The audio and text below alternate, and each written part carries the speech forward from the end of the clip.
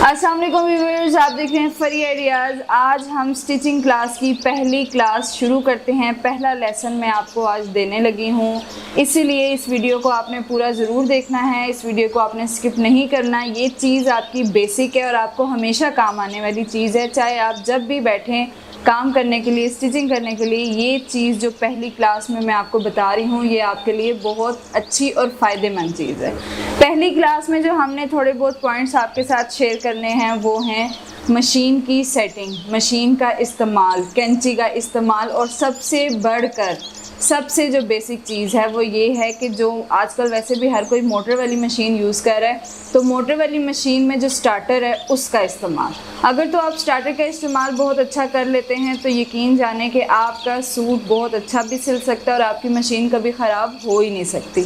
दूसरी बात ये कि कैंची चलाने की भी कुछ टेक्निक्स होती हैं। बहुत सारे लोग मतलब कैंची का इस्तेमाल सही नहीं करते, उसकी वजह से भी उनको प्रॉब्लम होती है।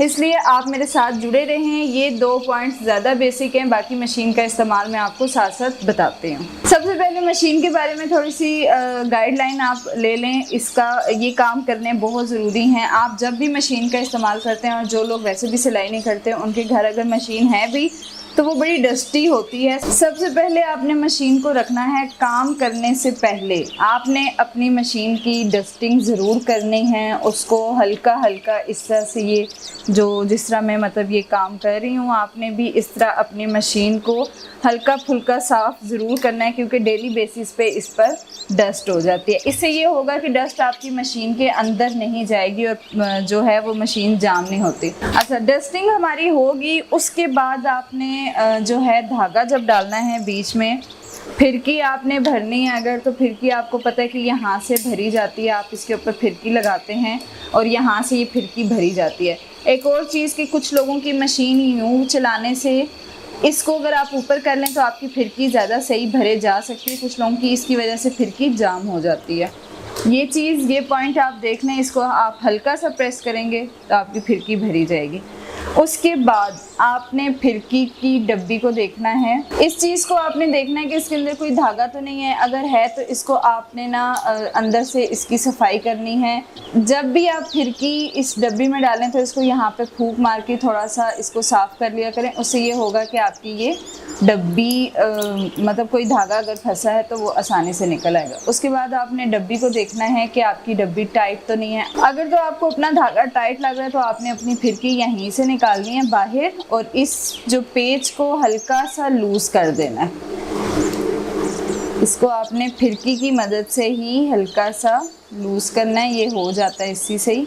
ये देखें जी, ये धागा हमने थोड़ा सा इसका लूज कर लिया है, ये इसकी मदद से हो जाता है फिरकी से ही। उसके बाद आप इसको भी चेक कर लें कोई धागा ना फंसा हो। अच्छा जी, फिरकी जब हम अंदर डालेंगे तो उससे पहले आपने एक ख़ास ख्याल रखना है कि ये जैसे आपको अंदर काफ़ी डस्ट नज़र आ रही है, आपने एक कपड़े को लेना है, अंदर से भी इसको अच्छी तरह साफ़ करना है, वरना ये आप देख सकते हैं कि ये इसके साथ ना जब नीचे से डस्ट उड़ती है तो ये सारी इसके साथ चिपक जाती है, तो ये फिर मशीन के लिए नुकसानदेह होती है। आपने इसको अंदर से अच्छी तरह साफ़ करना है। अच्छा जी, अंदर से हमने साफ़ कर लिया, फिर भी आप एक ब्रश की मदद से इन जगहों को और इन जगहों को थोड़ा सा ना हल्का हल्का साफ़ कर लीजिए। और ये अब फिरकी आपने बीच में डालनी है। जब तक आपकी फिरकी एग्जैक्ट डल ना जाए आपने छोड़ना नहीं है। इसको यूँ मिड में रख के ऐसे प्रेस करते हैं और एक आवाज़ आती है, तब पता चलता है कि फिरकी डल चुकी है। फिरकी तो हमारी डल चुकी सेट होकर। फिरकी डालने के बाद आपने डालनी है नलकी। नलकी को आप चेक कर लें कि आपका धागा सही पड़ रहा है कि नहीं। यहाँ से आपने एक बार राउंड करना है और इसको भी साथ आपने देख लेना है। कोई धागा वगैरह अगर हो तो इसको यहाँ से खोलें और फूंक की मदद से ही इसमें आप धागे रिमूव कर सकते हैं, या कोई ब्रश रख लें। इस तरह आपने फिर ये धागा इसमें डालना है।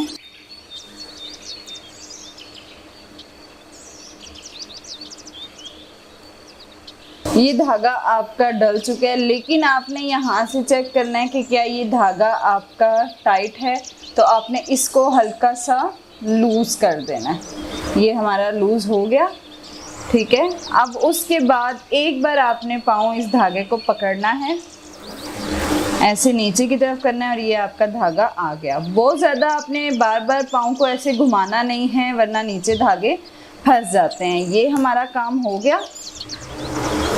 और ये चीज़ आपने लाजमी काम करना है कि जब भी कपड़ा बीच में रखें, ये धागे आपने दोनों निकालने, इनको हमेशा पीछे की तरफ करें।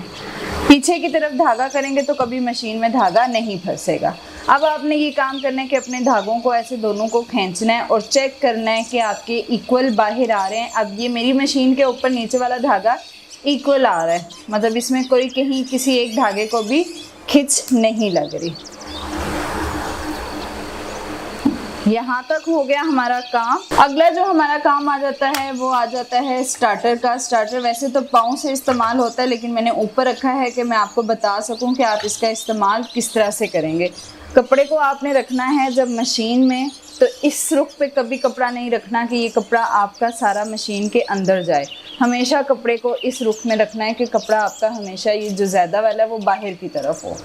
ये काम भी आपने कर लिया। उसके बाद आपने जब स्टार्टर को चलाना है, स्टार्टर का इस्तेमाल मैं आपको बता देती हूँ कि हमेशा स्टार्टर पे जब आप पाँव रखते हैं तो इस शेप में आपको पाँव रखना है। कभी भी आपने इस तरह से पाँव नहीं रखना।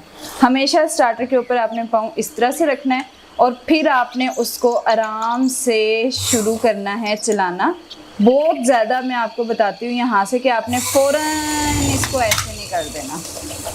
ये फिर एक तो आपकी मशीन का टांका भी टूट सकता है, टांका ख़राब भी हो सकता है। हमेशा आपने बड़ा स्लो इसको लेकर जाना है। ये आपकी मशीन चल गई, फिर आपने हल्का हल्का उठाना है, फिर चल गई। ये देखें इस तरह। अगर आपने मशीन की स्पीड तेज़ भी करनी है तो आपने अपनी मशीन की स्पीड एकदम तेज़ नहीं करनी, स्लो ऐसे।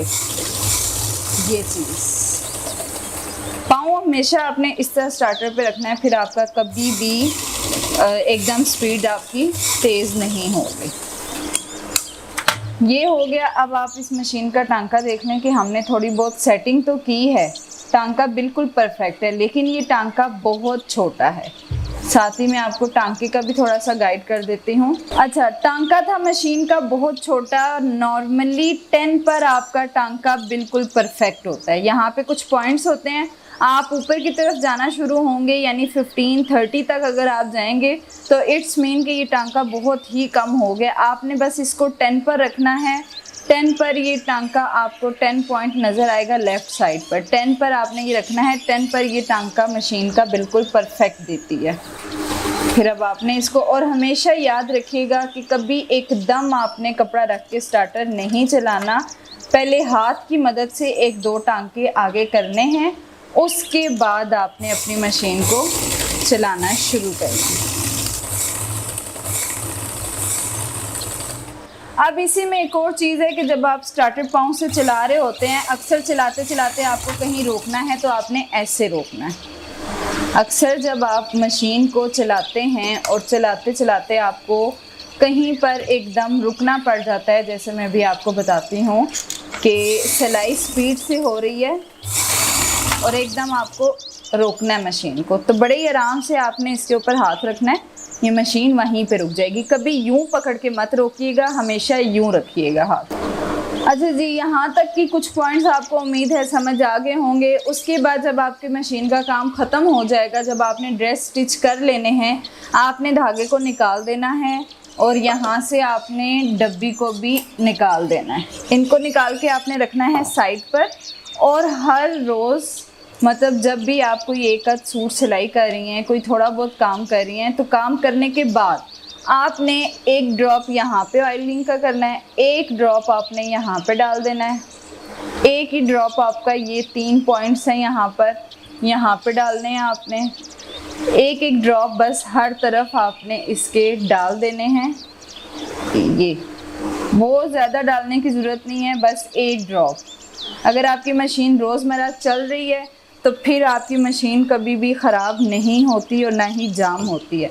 एक ड्रॉप डालने के बाद एक फालतू कपड़ा लें, इस तरह से उसको फोल्ड करें और यहाँ पे सुई अंदर करके आप अपनी मशीन को कवर करके रख दें। अच्छे से इसको समेट के फिर आपने रखना है। अच्छा जी, उसके बाद जो हमारा काम था वो था कैंची का। वो बेस्ट प्रैक्टिस आपको अगर करनी है तो आपने एक कोई भी रफ पेपर लेना है और उस पर कैंची का इस्तेमाल ऐसे ऐसे करें कि आपको एक ही जगह बैठकर सारी कटिंग करनी आ सके। पहली बात ये। दूसरी बात ये कि कभी भी कैंची को इतना खुला खोलकर इस्तेमाल नहीं करना, इससे आपका सूट बहुत बुरी तरह ख़राब हो सकता है। हमेशा कैंची को आपने एक नॉर्मल हद तक खोलना है।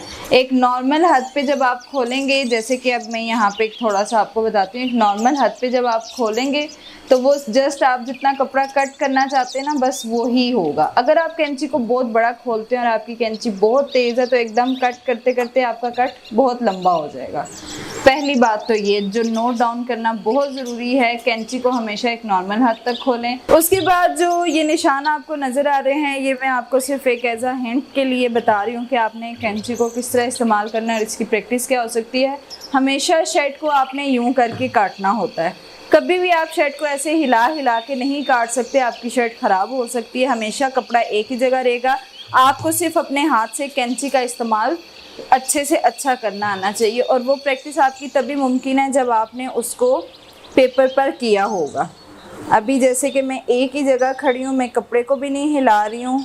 अच्छा, ये साथ साथ आप देख लें कि मेरी हाथ की मूवमेंट में जैसे जैसे जिस कट पर मैं जा रही हूँ कटिंग होती जा रही है। मेरे हाथ को आप देखें और कैंची पकड़ने का तरीका चेक करें।